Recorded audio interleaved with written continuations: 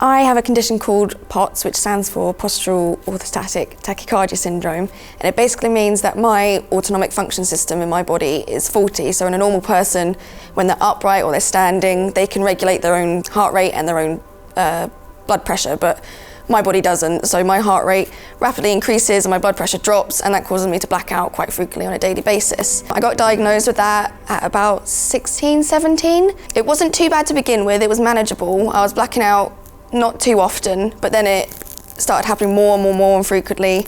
I started missing school, I started not being able to go anywhere independently. I had to have someone with me all the time because I would be blacking out and hurting myself, or taking other people with me, or smashing sort of cups and plates on the floor.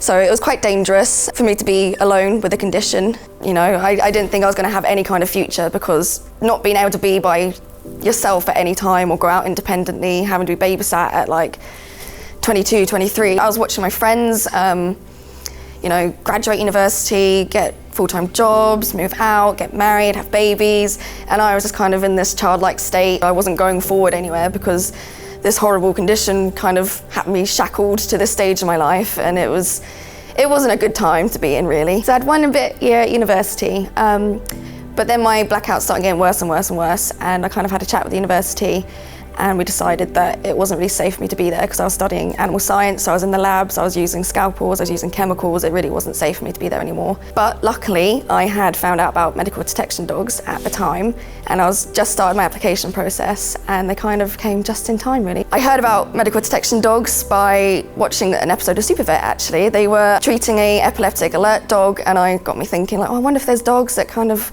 can pick up if you're about to black out, and quick little Google search, and came along a medical detection dog. I was actually in a university lecture at the time, and I was at the back with my friends. I was like, guess what? Like, there's a charity that I could get a dog for to detect before I black out. And we were all like cheering, and my lecturer was like, come on now, like, settle down. And then he found out, and everyone was cheering. So it was a really happy time. And then through the process, I was a little bit nervous because I wasn't sure, because it was like a last-ditch attempt. I wasn't sure if it was going to work. But every sort of struggle we came across, any concern I had, just got blew out the waters. Henry excelled in his scent training. There was absolutely no need to worry about it.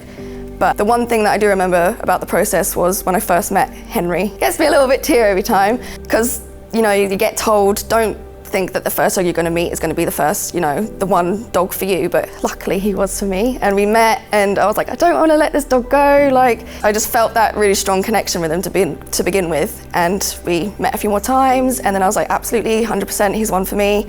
Went, did his scent training, came back 6 weeks later, and we were sort of officially partnered then, and then we haven't looked back, and he's just been absolutely amazing.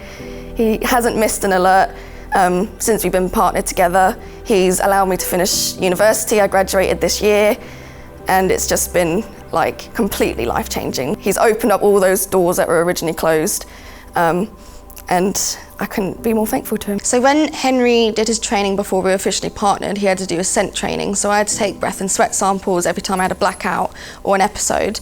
So he detects a change in my breath or sweat. They're not 100% sure what it is, but he detects it 5 minutes before I actually have any sort of symptoms, so a blackout. So once he smells that smell, his behaviour will change completely. He'll be focused on me, nothing else around him will sort of affect him. And in the early days, he was quite shy, so he was getting his confidence up. He would stare at me and paw at me.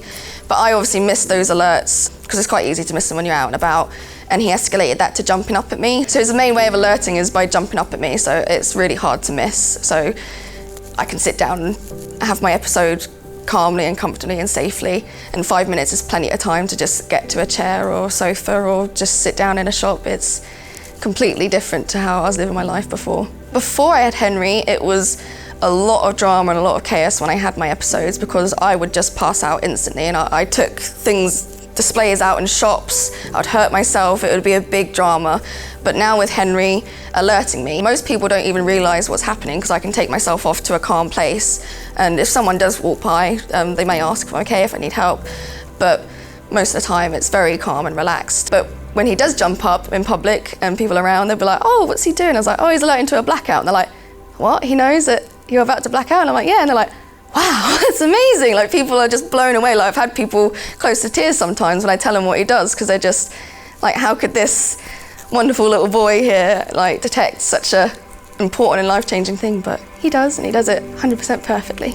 He's my little furry knight in knight in furry armour.